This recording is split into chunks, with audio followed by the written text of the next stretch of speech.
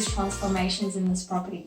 Now, the client didn't want to spend a lot of money because it was an older home. There wasn't a lot of things they could do without doing major renovations. So what advice I gave them was to transform at least the bathrooms. Now, this bathroom felt quite old and dated.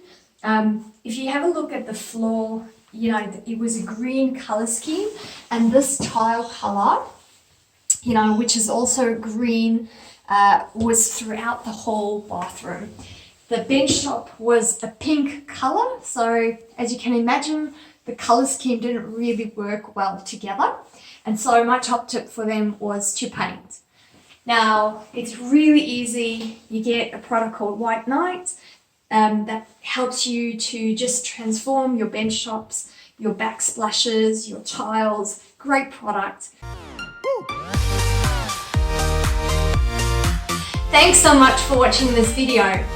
Remember, if you liked it, press thumbs up and subscribe to get more videos like this. See you next time for more fantastic home improvement tips.